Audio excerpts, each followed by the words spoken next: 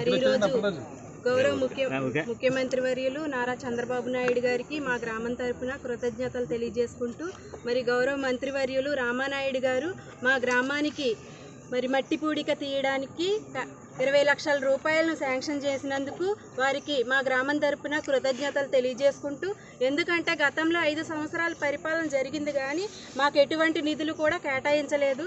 నేను ఏదైనా పని చేయాలని ముందుకొస్తే నువ్వు వైసీపీ పార్టీలో ఉంటే మీకు ఏదైనా ఇస్తానని చెప్పడం కానీ, నువ్వు తెలుగుదేశం ప్రభుత్వంలో సర్పంచ్ అయ్యావు కానీ నీకు ఎటువంటి నిధులు మంజూరు చేయమని చెప్పడం జరిగేది అప్పట్లో.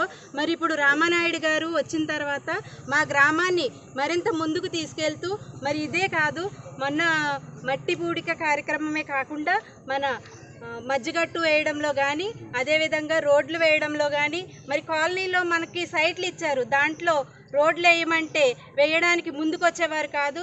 మరి ఏదైనా చెయ్యాలన్నా కూడా మీరు తెలుగుదేశం పార్టీ వాళ్ళని మమ్మల్ని హేళన చేయడం కూడా జరిగేది.